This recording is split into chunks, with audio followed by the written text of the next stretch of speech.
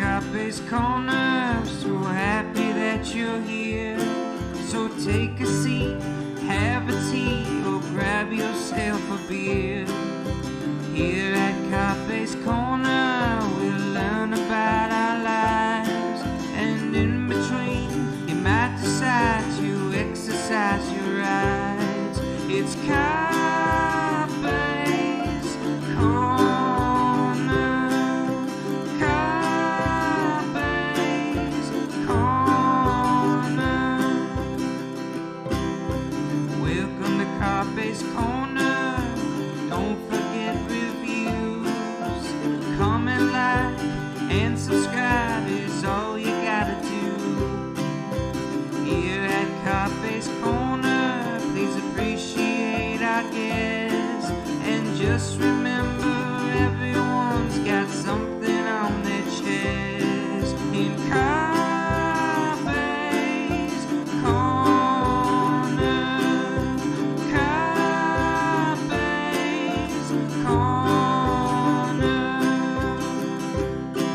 In Carpe's corner, there'll be no borders. It's Carpe's corner. We're so glad that you are here.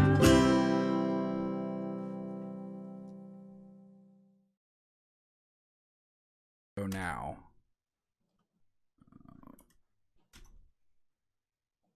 Welcome, everybody. Welcome to another episode of Carpe's Corner. I am your host, CarpeDonktum, and my guest today is none other than Roger Stone. Say hi, Roger. Great to be with you. How are we doing today? Well, the fake news assault just never stops. I mean, for 2.5 years, I lived with the false assertion that I was a Russian spy. I was a traitor involved in espionage and treason, and that I helped the Trump campaign collude with the Russian state.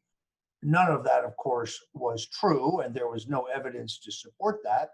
Then, of course, after leaking that for 2.5 years, I was ultimately charged with a highly fabricated set of charges surrounding lying to Congress.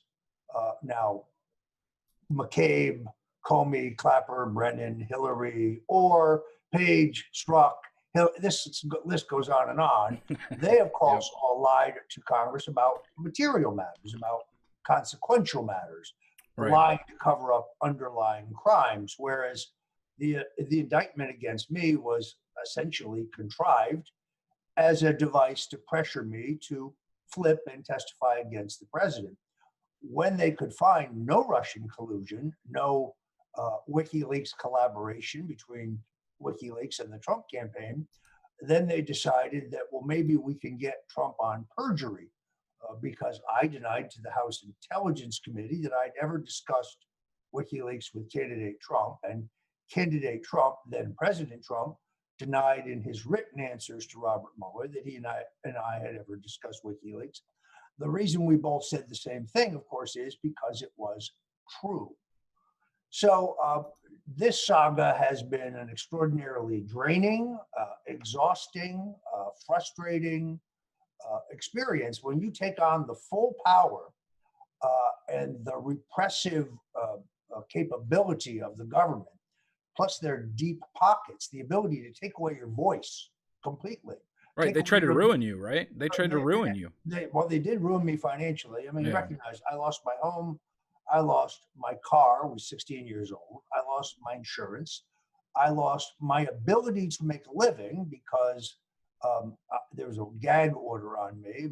I make a living speaking and talking, which I wasn't allowed to do. Above all, I lost my freedom, and it can all go in the blink of an eye. You not only lose your money, but you lose your ability to defend yourself. It's very Orwellian. It was one of the worst things I've ever seen. I think just like I couldn't believe watching the trial and everything, that when they silenced you, that was just unbelievable to me. When they wouldn't allow you to even talk about what's going on. Well, it's because they fear the truth. And had I been able to expose everything about this trial, the way the jury was stacked, the corruption of the jury forewoman, the various misdeeds and defrauding of the court by the prosecutors, the epic bias of the judge.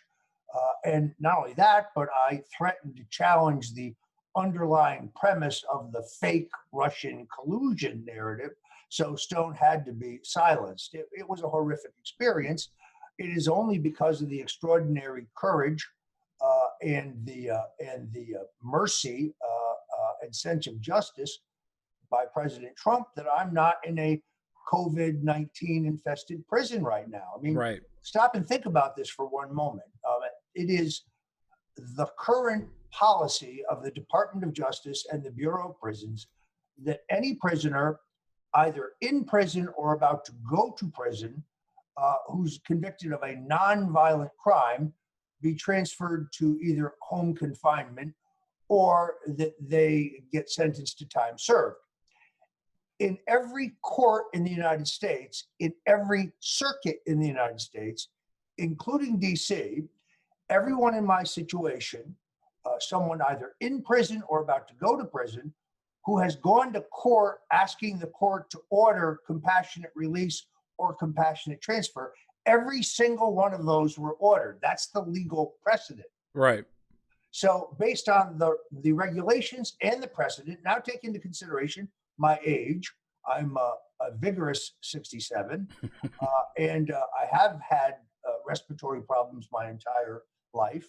I almost died of asthma as an infant, and take into consideration the circumstances in the prison that they wanted to send me to, which a month ago, the Bureau of Prisons said there were no COVID cases, but the prison guards union said they were hiding dozens of cases, that there was no masks being worn, no hand washing, none of the CDC protocols. Today, there are 113 confirmed cases. So when they say Roger Stone got special treatment, they weren't kidding. And why? It's very simple. I've appealed my conviction. The appeal will take a year. The appeal will expose everybody, the jury, the jury foreman, the judge, the prosecutors. They can't afford that. The chances of my surviving to an appeal, had I been sent to this prison, which by the way is nowhere near where I live, which generally they attempt to place you someplace where you're relatively close to your family. You're right. They were counting on my dying in prison, and therefore the cover-up would continue. Anyway, getting through that saga, we now have the controversy du jour, which is the completely false claim that I used a racial slur in an interview with a radio talk show host in Los Angeles. Now, I did do a show. First of all, they tell you it was live. It was taped last Thursday for air on Saturday. The audio transmission went down 3 times. So the 40 seconds in which they say Stone was so stunned, he said nothing. No, I wasn't stunned. They disconnected me. What people will soon learn is that the 3 days between the time I taped this and the time they aired it, what we have here is a pasted together, fabricated version of what was recorded. And the background noise in the section in which I allegedly used the word Negro doesn't match the background noise in any of the rest of the show. Plus the show host, a guy named Mo Kelly, goes on to be perfectly friendly. So if I insulted him, why for the next 45 minutes did he kiss my ass? None of it makes any sense. That didn't make any sense to me either. So I have gone to not one, but 2 different sound technicians who do a lot of audio analysis for the courts. And the preliminary results demonstrate that this was all spliced together. And I'm waiting for the second report. Could I sue Mr. Kelly? Yeah, I probably could, but this just prolongs a controversy. Let me say a couple things which may upset some conservatives. When Ronald Reagan decided not to extend the Voting Rights Act in the South, I was working for Reagan, but I wrote an editorial, or I should say a letter to the editor of the Washington Times because I disagreed. I am opposed to the war on drugs. I think it is an ignominious, racist disaster. All it has done is incarcerate, at this point, millions of Black people for the first time nonviolent crime of possessions of small amounts of drugs. I'm the last conservative on the planet who continues to defend affirmative action, which, by the way, was a Nixon administration policy. That's the preferences in hiring and federal contracts for African Americans. Many conservatives believe it is unconstitutional. I have been a critic of the war on drugs for 30 years. I have been crusading for a posthumous pardon for Marcus Garvey, who was a very early civil rights leader. He was kind of Martin Luther King before Martin Luther King was Martin Luther King, who was railroaded by the FBI back in the 20s. I'm a racist? Really? Give me a break. It doesn't even make sense. And why did this guy continue to treat me with great hospitality? Here's the point, of course. Anybody who supports Donald Trump must be branded as a racist, regardless of their actual record on public issues. The people who are the racists, I would argue, are Joe Biden and the Clintons. Let's take a look at this. Joe Biden's career was built on his opposition to the integration of the Wilmington, Delaware school system. He said if they integrated the schools, this is a direct quote, it would be a jungle, he said. I don't want my kids going to school in a jungle. That seems to me to be a racial comment. He also refers several times, uses the word Negro when he's in the US Senate as late as the 80s. So I'm not even sure that that's a slur, even though I didn't use it. Joe Biden is the father of the turbocharging of the war on drugs. Right. The 1994 crime bill, which Joe used to call the Biden bill, that was back in the days that he knew he was Joe Biden, but was signed into law by Bill Clinton. And this was the bill in which Hillary Clinton said, we've got to stop the super predators. Right. It's an ignominious disaster. It has ruined lives. It has ruined families. It rehabilitates no one.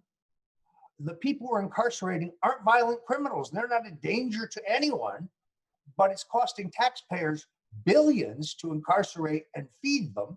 It's a failed policy. Drug abuse is a public health issue, not a criminal justice issue. I'm not talking about drug kingpins. I'm not talking about drug dealers. I'm talking about, the mother with 3 kids, the single mother with 3 kids who's caught with a tiny amount of marijuana in her purse and goes away under New York state law for 25 years. And the judge has no discretion. He can't say, well, you have 3 kids, you work a job, you've never had any problems with the law. No, you're stuck with the mandatory penalties. Thank you, Joe Biden. So, thank you, indeed. Whereas Donald Trump has been the champion for the Second Chance Act. Right. That is the law that allows those people trapped in the bowels of the penal system for these ridiculously long mandatory sentences to be sprung to have a second chance at life. That is a comparison I want to see in the 2020 campaign. Well, and I think I think that that is the comparison that we need to see. I think we also need to show what he wants to do. I mean, he's wanting to defund the police. We're talking about the war on drugs and things like that. That's a whole different thing than just defunding the police. Neither one of us are talking about defunding the police, and that's what he wants to do. Yeah, no, look, I have been for the legalization of cannabis for 20 years. Right. 38 states, the people have spoken, and they've already legalized it. You have to recognize that there are millions of Americans using it as medicine, and it is far less damaging to the public health than opioids or even alcohol. Right. So, and the president's position on this is absolutely right. He's not personally in favor of legalization, but he takes the position, let the states decide. Let the people in the states decide. Well, and that's what I've always thought as well. Like I used to smoke pot. I haven't smoked in probably 10, 12 years. And I think I'm better that I'm not doing it anymore. But I've always thought that, you know, if people want to use it, it's a much better alternative than like you said, like alcohol.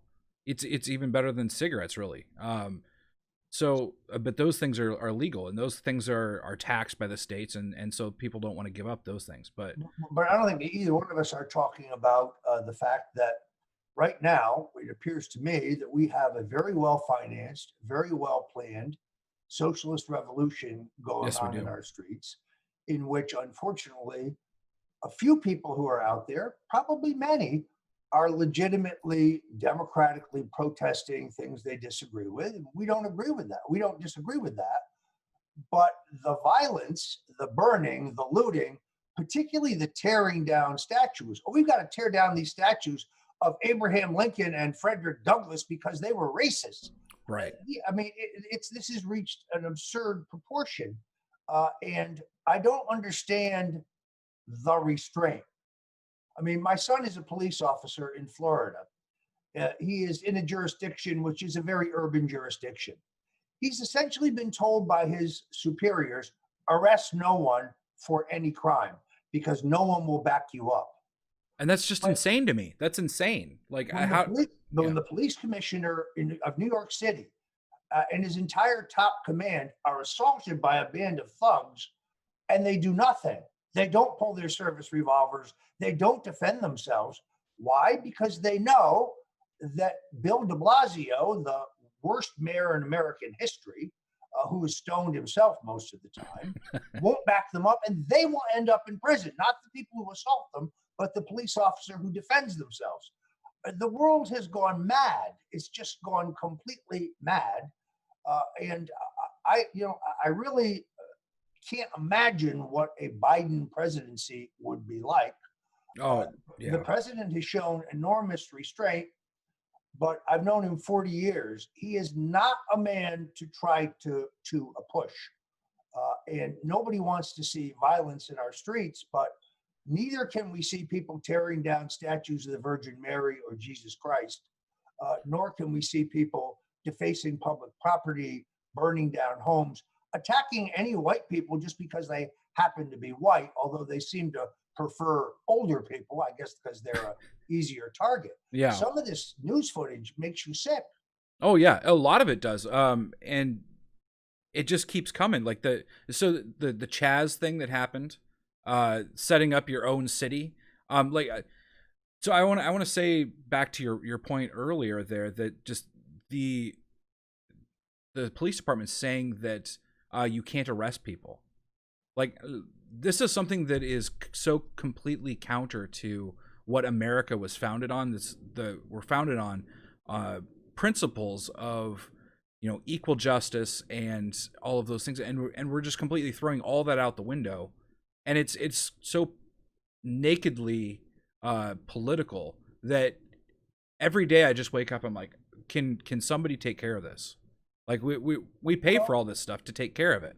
But it is the result of a long-term plan. This didn't just happen overnight. So I think we both understand the left has made a concerted effort to take over academia at all levels so that our children are taught that George Washington was a criminal, or that Thomas Jefferson was a mobster, that the whole country is based on racism and hate, that we subjugated, minorities, that the Constitution doesn't, that's a rich white people's document. I mean, my own grandchildren are communists, for God's sakes, but that's because they're the products of a public school system. Well, yeah, and I've said that too. If you went to school wearing a Make America Great cap in a public school in this county, they would send you home and accuse you of terrorism. That's where we are today. Yeah, I've said this in the past as well, that, we as Republicans, as conservatives, lost this battle, 20, 30 years ago. Like we've been on the slow decline as the school system indoctrinates, and then the media also reinforces that. And Roger, how do you think can this battle be won? Can we win it back? Or are we just slowing the roll down the hill? The key to it is internet freedom. Right. That's the key. I hate to say it, but it's the key to the future of the country. It's the key to everything. The political establishment now recognizes that the legalization and proliferation of the internet turned out to be an enormous mistake for them, because essentially the establishment left had a complete stranglehold on the political narrative in this country. There, we only had three broadcast television networks. We only had two essentially viable cable news networks. We had a handful of national news magazines. They're all gone, by the way, but there was a time when Time, Newsweek, Look, Life, Fortune had enormous influence in the country. This was kind of talk radio was kind of the beginning of it. Talk radio was the first wave of a new vehicle for representation of conservative views. And then the internet busts it wide open. So the rise of a vibrant alternative media based in the internet is what allows for the election of Donald Trump. Without the internet, Trump would have stood no chance, because if you follow the narrative, the three networks and the two cable networks essentially assisted his rise to the nomination, mainly because he was sort of as a joke. Well, they thought because it was interesting, it was good for their ratings, but they also thought he was the most beatable candidate for Hillary. Then as soon as he was nominated, the process of trying to tear him down began. The problem was they don't control everything anymore, and that the internet provided a platform for Donald Trump to counterpunch from. And he's the greatest counterpuncher in American political history. So now they want to put the toothpaste back in the tube. Right. The day that the president commuted my sentence, which I thank Jesus Christ and God Almighty for, that something I prayed for fervently, that very day, Facebook decided that I was no longer a person. And I have now been banned for life, not only from Twitter, where I had 550,000 followers at the time I was banned roughly 2 years ago, almost 3 now. But now I've been banned on Facebook, where I had about 200,000 followers, and on Instagram, where I had about 50,000. And I'm banned based on a completely false allegation that I secretly controlled hundreds of fake Facebook pages. But here's the kicker: but I was using them to disseminate false information. What is false? Who decides what's false information? Well, I got to be honest with you, Roger. I mean, you sort of look like a troll kingpin. I mean, you sort of look like it. You look the part. So maybe there's something to it. Maybe you're secretly controlling thousands. But I frankly thought that was the purpose of these social networks, for people to express their opinions. Right. I thought, I had this odd view that, let's just take a typical question. If I went on Facebook and said, Lee Harvey Oswald did not kill Kennedy and he did not act alone, they would say you're spreading false information. No, that's an open question right now. The House Committee on Assassinations in the 80s completely contradicted the Warren Commission. Right. Even today, 71% of the American people don't think that Lee Harvey Oswald killed President John F. Kennedy and acted alone. But it's one of the things that in their report, Facebook cited me for as spreading false information. This is an absurdity. If you disagree with the conventional liberal wisdom, now you are spreading false information, and that's a reason to block you from the platform. I, by the way, have joined Parler. I must tell you, I really like it. I find it works very well for me. I recommend it. No, they're not paying me, but they should, because I'm broke. But there's no censorship there. You can take, you can take a reporter at CNN and say what you really think of them, for example. Yeah.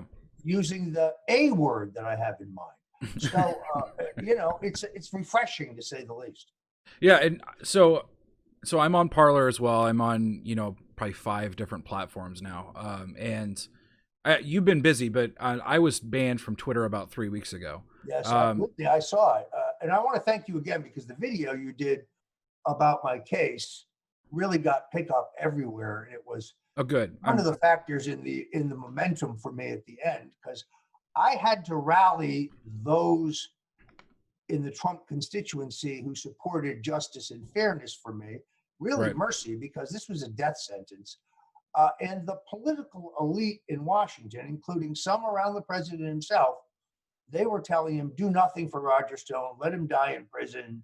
It's an election year, you don't need this headache, and so on. And the president, because he has a sense of justice and fairness, did a courageous thing, in my opinion, that I will never, ever be able to repay or forget, because he literally saved my life. This wasn't a question of my sitting in jail until after the election and then maybe getting a pardon, or sitting in jail until my conviction is overturned on appeal.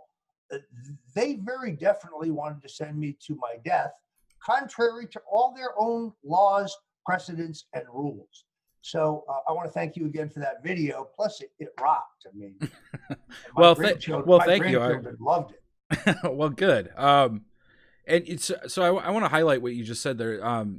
So there are a lot of people that in the Trump orbit right now, that I do think have been giving him sort of bad information, whether it's on purpose or not. But his base supporters, were 100% behind getting a commutation for your sentence. It was not even a question. You know, if I put it up on Twitter or whatever platform, there was maybe two people that didn't like you for whatever reason. Well, Everybody else. There's plenty of people who don't like me, but that's a different question. Yeah. And look, the only American in the country who got treated worse than I did is General Mike Flynn. Yeah. In my opinion, is a great American patriot, a true war hero. What they did to him was even more egregious than what they did to me. They didn't even open the investigation into me until 3 months after they knew there was no Russian collusion. Right. Rod Rosenstein, the epitome of a swamp weasel, went before the Senate Judiciary Committee and said, oh no, I didn't authorize the investigation of Roger Stone, except for he did on October 26, 2017. We have the document. It's been declassified. So let me put it another way. Rod Rosenstein lied under oath to Congress. When is he being charged? Because that's what they charged me with. When will he be charged with that? He also signed a FISA warrant based on a document that he knew was a fraud. When's he being charged with that? Was that with who was that with? That was with the Steele dossier. The Steele dossier, right? Was the basis. Yeah, he was the co-signer on all of that stuff. Not only that, but James Comey said on at least one occasion that the Steele document was not the only piece of evidence that we had on which to base our Russia-Trump investigation, and that's a lie. The rest of it was Yahoo, right? No other evidence. Yeah, it was a Yahoo article that was based on the dossier to begin with, right? They were using their circular sources. Exactly. So they leak it to a reporter. The reporter, in this case, Mike Isikoff, who's not a reporter but a propagandist, right? He then publishes an article. Then they take the article to a judge and say, "Look, judge, this is out there in public." I mean, the whole thing is absurd. So I was sent. This was probably 3 years ago. I was sent a bunch of material that was all public stuff, but it was organized in a way that that it laid out sort of the plot, right? And as I was reading it, I was like, this can't be true. Like this timeline of, Steele goes to the FBI and then he goes to Yahoo and leaks it over here. And then they use it again in the FISA thing. And then you've got Rod Rosenstein and all of these people that are all complicit in this. And none of them are even close to facing justice right now. And you were accused of lying to Congress, correct? I was. And but to be clear, yeah, for 2 years, the special counsel's office leaked to the lamestream media. Stone will be indicted for treason, espionage, conspiracy against the United States, cyber crimes including unauthorized access to a computer, cyber crimes including the receipt and dissemination of stolen data, money laundering, millions of rubles in violation of the foreign campaign contributions ban, accessory to a conspiracy after the fact, aiding and abetting a conspiracy. So they lie to multiple federal judges and magistrates to get search warrants. They use those search warrants to conduct a full legal proctological examination on me. They look at every aspect of my life, my emails, my text messages, my phone calls, my paper records. They drag 19 of my current or former associates in front of the grand jury, where they are badgered, where they are browbeat, and the prosecutors are very angry because no one will confess where Roger Stone is hiding the WikiLeaks emails that he received, which don't exist. And in the end of the day, Andrew Weissman fabricates a very flimsy indictment for lying to Congress. Now, some will say, well, if it's so flimsy, how come you were convicted? The answer is because I didn't get a fair trial. That's right. why. And we know he wrote it because this is kind of interesting. I think the world knows that CNN, working solely on a journalistic hunch, of course, showed up at my house at 6 o'clock in the morning, 14 minutes before the FBI, in order to film the arrest of myself and the public humiliation of my wife, when 29 heavily armed FBI agents in full SWAT gear with their little night goggles and their assault weapons surrounded my home. They showed up in 17 armored vehicles. There was a helicopter overhead. There were 2 boats on the canal behind my house that frogmen were jumping off of. I could see it in the security video. For a first-time nonviolent white-collar process crime. I mean, this was even more Orwellian. The day before this, the special counsel's office had talked to one of my lawyers, because it was that day that I turned over 30 pages of text messages between myself and Randy Credico, who, regardless of what the court said, was my source regarding the very general nature of what I knew, that whatever WikiLeaks had was significant, would have an impact on the race, and that it would come in October. That's all I ever said. There was never any evidence that I knew about the source or the content of the information from WikiLeaks, or that I possessed any of it before it was publicly released. So why did they go to this trouble? It's very clear. On March 14th, 2019, after a hearing in which the gag order on me was tightened because I kept insisting that the Russians didn't hack the DNC, and I wanted to use forensic evidence and expert testimony at my trial to prove that, one of the prosecutors approached one of my lawyers and asked for a private meeting. And in that meeting, it was proposed that if I would cooperate with Mueller, if I would confess, if I would come clean, if I would remember the content of certain phone calls between candidate Trump and myself in 2016, that they might, I don't know, dangle some unspecified leniency in my sentencing. And the lawyer, of course, can't answer for you. So he told them, well, we'll have to get back to you. But I very quickly gave him a 2-word answer. There was no way. Now, today, you have people like Adam Schiff and Andrew Weissman and Jerry Nadler saying Stone knew about illegal conduct by the president, and in return for his silence, the president commuted his sentence. That is a lie. And when you point out that there's no evidence to prove that, the liberals say, you see, the lack of evidence is the evidence in itself. That's how demented these people are. So just to be clear, since we're here, I know of no misconduct or illegal activity by the president. He and I never discussed the WikiLeaks matters. Michael Cohen and Rick Gates, in their plea bargain, uncorroborated testimony, claiming the contrary, have no proof whatsoever. And the timeline they outlined doesn't even make sense because it didn't happen. These people act like the fact that WikiLeaks had documents around Hillary and planned to release them was a secret. Julian Assange announced this with Anderson Cooper on CNN. There is nothing to hide. There was no secret. But I can just tell you, being targeted by the federal government, being the target of a political prosecution, it's a horrible, horrible experience. I can't even begin to express to you how overwhelmed you feel. Back in January, I kind of hit rock bottom. My life was in complete turmoil. I was angry that I couldn't get a fair trial. I was angry that I was gagged and the mainstream media could now heap any lie on me they wanted, and I had no redress.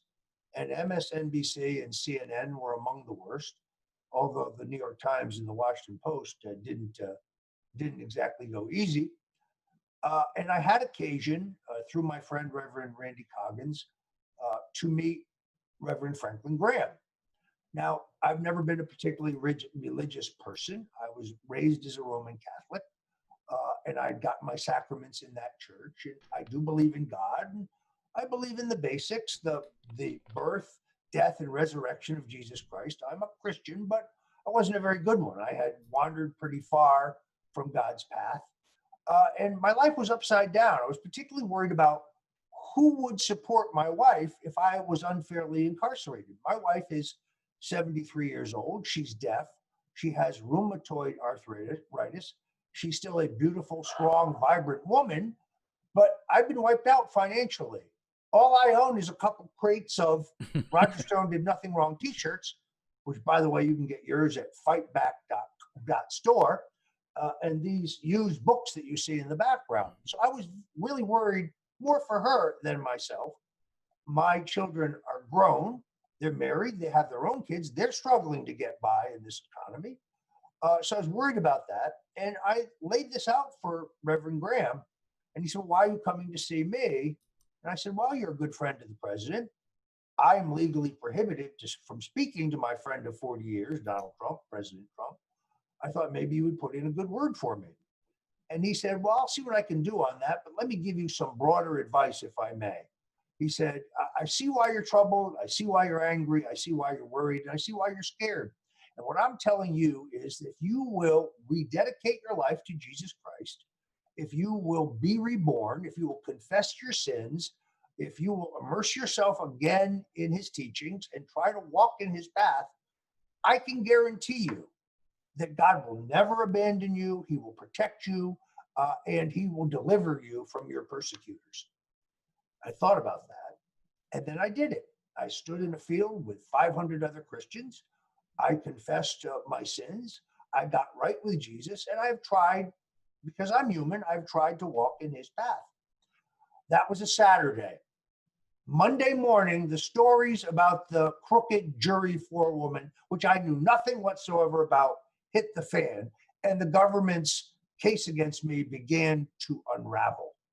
So, look, I understand that the people at the Washington Monthly or Howard Feynman with MSNBC, they mock my claim that I have rededicated my life to Christ and I'm trying to live as a Christian.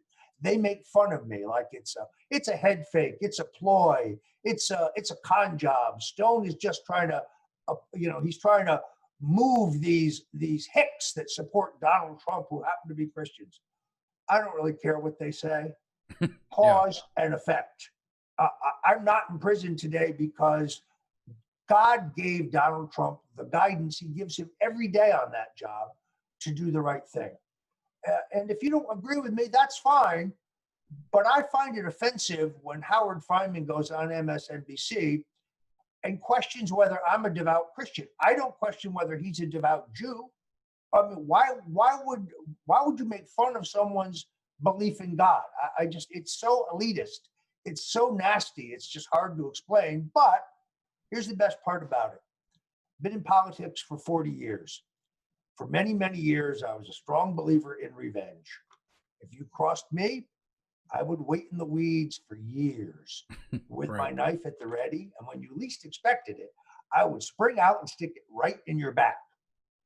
I now recognize, thanks to reading the Bible, Hebrews 30:31, vengeance is reserved for God. I don't have to worry about the people who've done me wrong. God will take care of them, but that is reserved for him. He is a vengeful God for those who are evil and those who do evil. So I'm at peace. I'm praying for the collection of criminals that tried to destroy my life. It's very hard. It's the hardest thing we as Christians have to do, but it is absolutely required. I struggle with it. I admit that. Because many of the things I can't even tell you about because they're still under a court seal. But my trial was as corrupted as General Flynn's trial. And I found solace and strength in the Lord, and I'm not ashamed to say so. You know, that's really uplifting to hear, because you know, when I was watching this, and I have no idea, I can't even begin to imagine what it was like for you in your situation. But just even watching from the outside, when I saw the video of, you know, CNN getting there early at the early dawn raid, and them coming after you with automatic weapons and treating you like you were, what did they think you were going to do? Jump in a boat and Well, I mean, go off to Europe? I mean, the irony, the way they justified this over the top style Gestapo raid was that I was a flight risk. They knew that I didn't have a valid passport. They know that I'm universally recognizable, even more so today than Right. then. But thanks to them, everybody knows what I look like. I don't own a firearm, even though I do strongly support the Second Amendment. And it had been public information that I was under investigation for 2 years because they were leaking every week. Mueller's closing in on Stone. Mueller is zeroing in on Stone. Where was I going to go? But here's the proof. 3 hours after this CNN created circus, when I went to arraignment, the government didn't ask for any cash bond for my release, which means by definition, they never considered me a flight risk. Yeah. This was just to put the black hat on me for the American people. Well, it was a big theater. It was Right, a exactly. theater for CNN. It was for And the mainstream also to media. scare other witnesses into cooperating. The most disappointing thing about my entire experience was the behavior of Steve Bannon. Now, Steve Bannon testified for the House Intelligence Committee about the same time that I did. Both of our testimonies were classified. Unfortunately for me, Adam Schiff leaked mine to Robert Mueller in violation of the law and the House rules. And then lo and behold, we learned at the last minute that Steve Bannon would be Robert Mueller's star witness in my trial. And 3 weeks ago, when all the House Intelligence Committee testimony was declassified, if you look at Steve's testimony, Steve told the House committee definitively, when asked by Adam Schiff, did you ever discuss WikiLeaks or Julian Assange with Roger Stone at any time? He said no. At no time, before you joined the campaign, when you were with the campaign, after you left the campaign, when you were with the White House, or after you left the White House. Did you ever speak to Roger Stone during any of those times about WikiLeaks and Julian Assange? No, said Mr. Bannon. Now, on the stand in my trial, Mr. Bannon, did you ever discuss WikiLeaks or Julian Assange with Roger Stone? Yes, I think we spoke about it in virtually every telephone conversation we had in 2016. Now, remember, I was charged with lying to Congress, which means, Steve either lied to Congress under oath or he lied at my trial. I know the answer because he said at my trial that the campaign considered me the access point to WikiLeaks. That would be news to me. The only direct contact I ever had with WikiLeaks was in a Twitter direct message, which I turned over to the House Intelligence Committee, where they brushed me off. Right. So, I mean, there is no contact to have. This is sorely disappointing. I don't know if Steve was threatened. I don't know what his motive was, but it is very clear that he was the deciding factor in my guilty verdict. Of that, there's no question. Yeah, and that's unfortunate because I've sort of gone back and forth on Steve. I saw him about a year ago. He was there briefly at a Eagles event, like the Phyllis Schlafly Eagles. Yes. And I've sort of gone back and forth because he was a supporter of the president early on, and he made a lot of things happen. But it's so hard to know what's taken place here. I mean, they got General Flynn to plea on something he didn't even do. He didn't even do anything wrong. So when you talk about how powerful the government is and when they come after you, what they can do to you, I can't hold it against really anybody for folding under that pressure. But I give you a ton of credit. I don't know the facts. It would have been much easier for me to just say whatever they wanted me to say. Right. Testify against the president. Would have given them what they needed, because this was only days before the Mueller report was released. So they knew they had no Russian collusion. They wanted me to be the ham in their ham sandwich. They wanted to use this as the article of impeachment to remove the president. That Right. he lied about his contacts regarding WikiLeaks. It would have saved me millions of dollars, and maybe or maybe not, I could have escaped a jail sentence, but I just refused to do it. I think Donald Trump is the only thing that stands between our country hurtling over the cliff to globalism and our being required to all learn how to speak Chinese. Right. He's the last bulwark. If we do not win the next election, which is going to be extraordinarily difficult, for those out there who think that this is, a cakewalk or a landslide, or that it's going to be easy, or have any confidence whatsoever, the problem with that analysis is they cheat. Why would you assume we're going to get an honest election? I have no doubt that if we had an honest election in which everybody who was legally eligible to vote voted, and voted once, only voted once, and nobody who was not eligible to vote, and no one was allowed to vote more than once, of course the president would win. But that doesn't describe the election that Nancy Pelosi has in mind for us.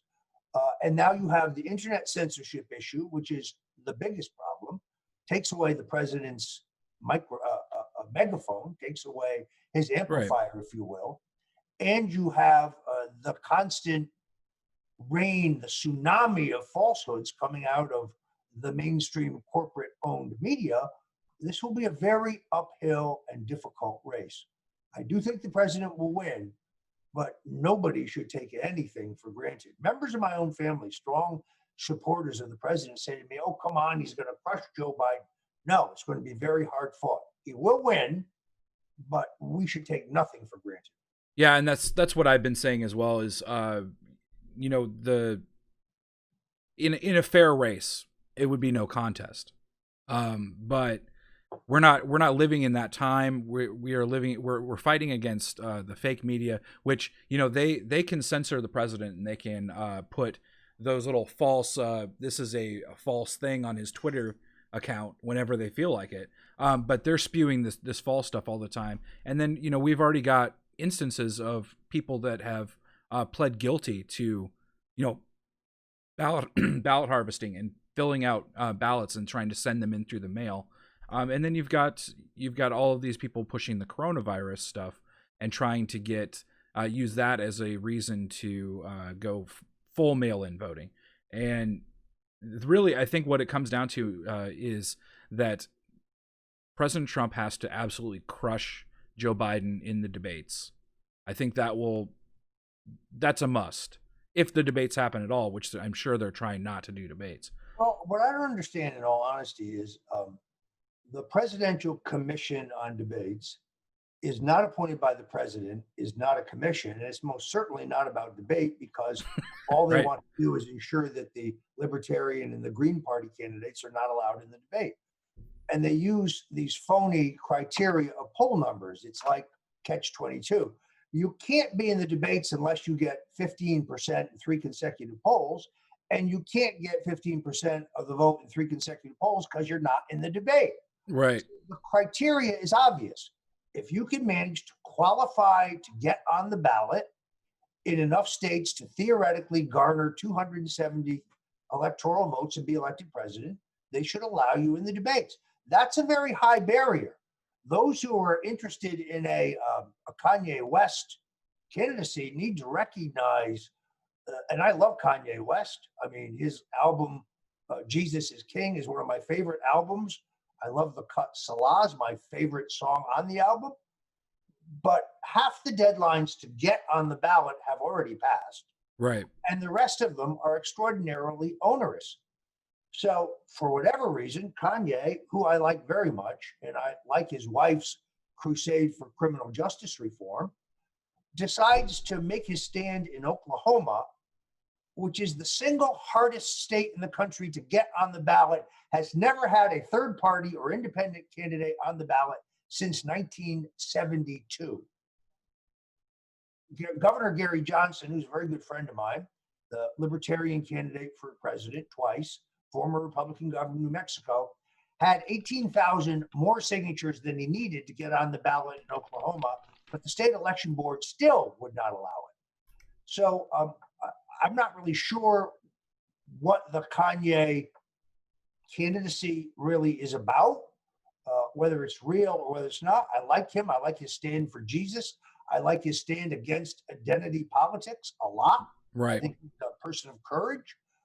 But if you wanted to run for president as an independent, particularly as an independent, not as a third party candidate, you had to start 2 years ago. This is at this point, to get on the ballot in the balance of the states, this is a $10-12 million endeavor. Maybe that could be low.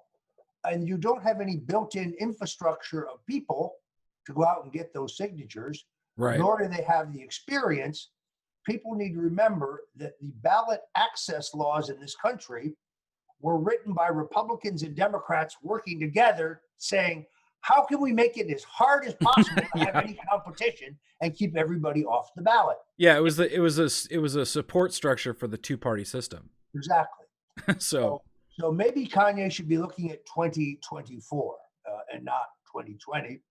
And now that I think about it, he'd be a great running mate for vice president with General Michael Flynn. Now that's a ticket. Yeah.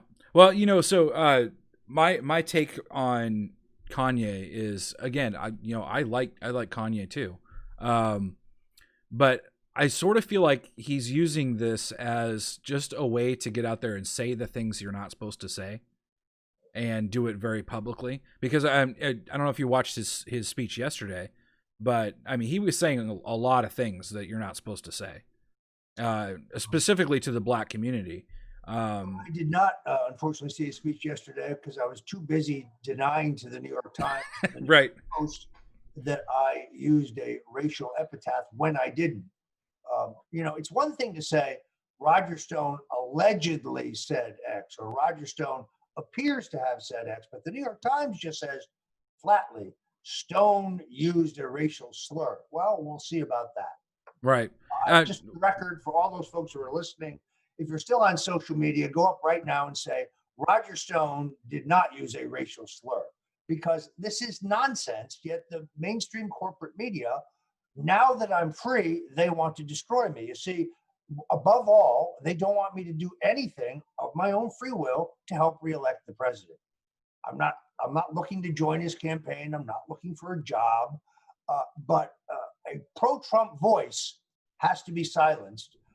And all of us must be branded as racists, contrary to our public record on issues like the Voting Rights Act or the war on drugs, or Dr. King's birthday being a holiday, which I worked very closely with Jack Kemp to make law when I worked for Ronald Reagan. This is just an absurdity. What this is, I just realized something. This is sort of a funny interview, because it's two people on social media that are banned from a lot of social media. And so I think it bears repeating. People share this out on all the stuff that we're banned on. You're banned on Facebook and Instagram and Twitter and But that's the incredible everything else. thing with what happened last Friday is, if there was someone, and I have one person in mind, a friend of mine for a number of years. This person has had their Facebook page since 2008. And on their Facebook page, they post everything, pictures of dogs and Right. horses and their kids and their grandparents. It's like a social diary. Every once in a while, they would post something that was pro Roger Stone. They have now been banned entirely just because of those posts. This is like Nazi Germany. That's like book burning. It's 12 years of somebody's life. 12 years of somebody's life erased. And they say your page was inauthentic. Well, what does that mean? I mean, it's ridiculous. We have a mutual friend, Gavin McGinnis. Yes. Now, He had his 68th birthday the other day, I understand. yeah, 68 or 69, I can't remember. I thought it was his 60th, but it's all right. It was a joke, but go ahead. No, we'll send that to CNN. They can say Roger Stone misquotes Gavin's birthday. But I interviewed him probably 3 or 4 weeks ago. Now Facebook gave me a strike on my account because I interviewed him. Wasn't the content of the interview. It was just I'll get a strike for this one too. That's fine. But Facebook also says that Roger Stone is affiliated with the Proud Boys. Now, I've spoken at hundreds of events around the country, mostly book signings or Trump rallies or Republican events. And there's no question when people line up for selfies that I have had my picture taken with people who were members of the Proud Boys. right. Most of the members of the Proud Boys I know are African Americans or Hispanics, which is kind of odd for a white supremacist. But Yep. I have no affiliation with the Proud Boys. Yes, I probably have been in some selfies with individual members, but there's this whole fake narrative invented by the Daily Beast that allows Facebook to say Stone has been linked to a terrorist group. The Justice Department has recognized the Proud Boys as a terrorist group. First of all, that's not true. I'm not a member anyway. I have no formal or informal association. I do know people who choose to belong. Under the Constitution, they're kind of allowed to do that. But it's just another slur that they throw in on top of the 100 non-existent fake pages they say I own. It's Facebook. Facebook was interesting. Twitter, which I once thought that I would miss because I was totally addicted to it, has now descended into being such a cesspool of hate that with all the conservatives essentially removed, everybody thinks alike. And the level of discourse has gotten so low that 2 months ago, when my oldest granddaughter gave birth to my first great-grandchild, a great-grandson, she was receiving Twitter direct messages from people saying, I hope your baby is stillborn because your father is a Russian spy. Your grandfather is a Russian spy. Or your baby is the result of incest between you and your grand. I mean, these people are mentally ill, but we're the ones who are accused of intolerance. Right. When the Huffington Post revealed my name a year ago, I was receiving photos of what they thought was my house with "see you tomorrow" kind of stuff, and I've got a bullet ready for you, things like that. Like, these people are insane, and that's just because I make funny videos on the internet. Like there's nothing about me that is even remotely controversial other than what I do with video on Twitter. And now I had my Twitter. You don't look particularly dangerous to me. Yeah, well, I mean, I'm pretty good in a fight, like over like a Little Debbie. If you take a Little Debbie from me, I'm pretty dangerous. But no, this was one of the interesting things. After I was convicted, I argue very unfairly in a corrupted trial. The judge left my gag order in place, which is virtually unheard of. Right. And she justified this to protect the witnesses and the jurors in my case. Who's protecting my family? Right. My family, my wife, my children, my great-grandchildren, my grandchildren, my great-grandchildren have all received death threats and were just horrific threats. Email, text messages, letters left mailed to them, letters just left in their mailbox. They've received threats at their work, my son and my daughter. But no one worries about protecting them. As if I'm, just because once in a while I dress like a gangster doesn't mean I am a gangster. Right. The FBI didn't think that. So.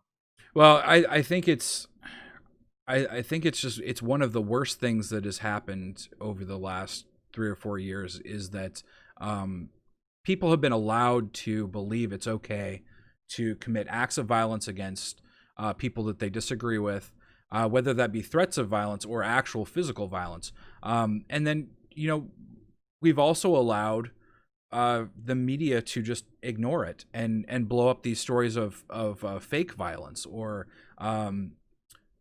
create these narratives of violence, and they just ignore everything. I mean, we had a month of riots in which people actually died. There were police officers killed. There were people defending their stores killed.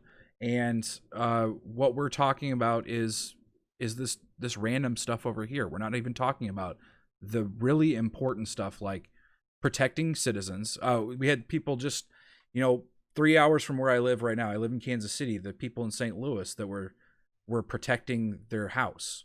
That they're in danger of being arrested themselves and charged. Now we know why George Soros has spent so much money electing local districts attorneys and Right. and so on. The other day, I was on a program at Fox. I won't tell you which one. And we were about to go on. And then in the earpiece in my ear, a voice comes on and says, "Oh, by the way, Mr. Stone, under no circumstances can you mention George Soros." And I said, "Well, I wasn't intending to, because he has nothing to do with what I'm here to talk about, but that's a bit odd. Can you explain Right. that to me?" "No, it's just our policy." Very strange. Very, very strange. We live in very strange times. How much more time do you got? You got just a little bit? I Or got you just need a little bit, because I got to move on down the road here. Unfortunately, I have, without exaggeration, I have I have 12 media calls wanting to know whether I used a racial slur. Now, this has already been decided because the New York Right. Times headline says it flatly. They don't seem to understand that that's defamatory. I reiterate my denial, and shortly I will produce forensic evidence that proves that this was a spliced together fabrication. This is another Jesse Smollett, another Right. Bubba Wallace type fraud.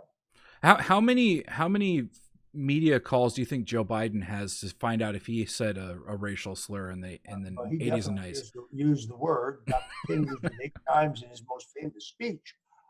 But look, Joe Biden is someone that I have followed since his first election to the Senate. He is the ultimate inside the Beltway grifter. This guy and his family have made millions and millions of dollars on his status Right. as a U.S. senator and as vice president.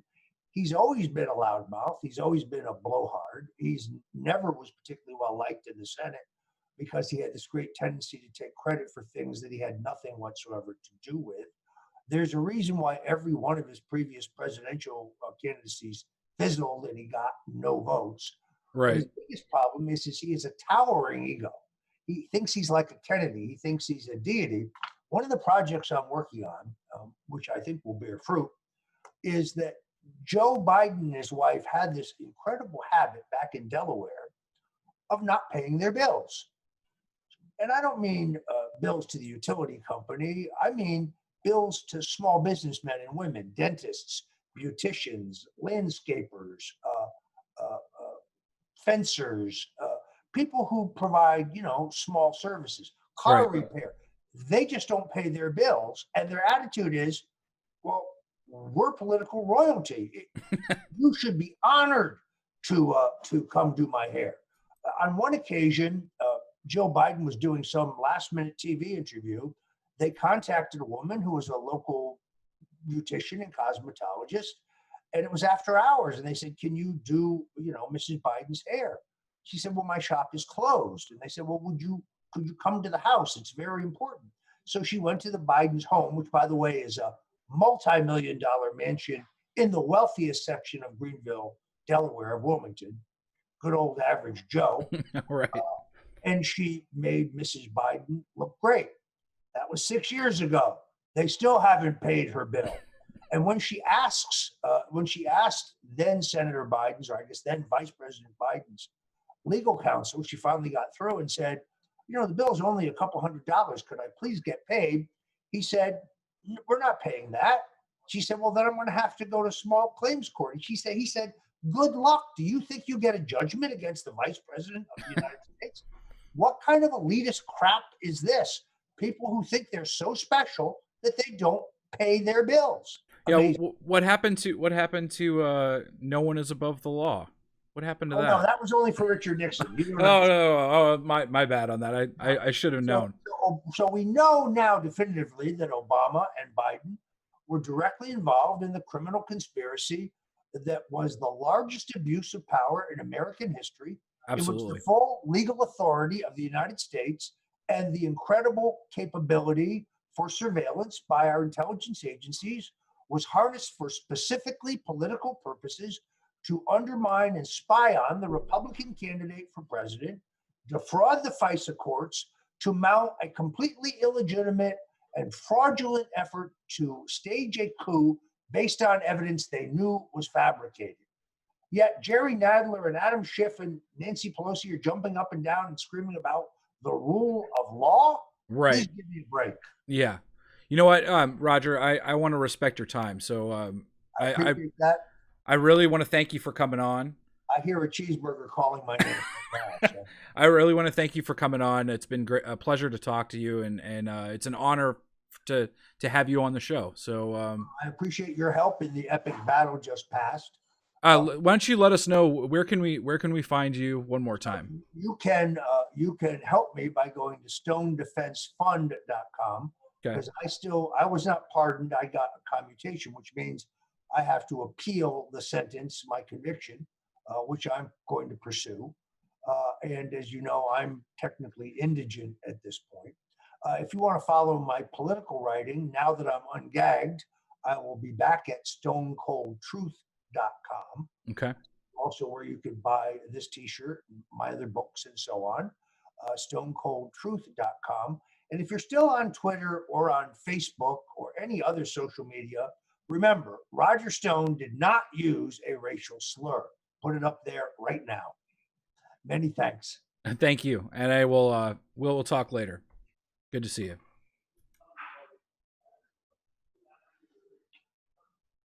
All right, that was Roger Stone.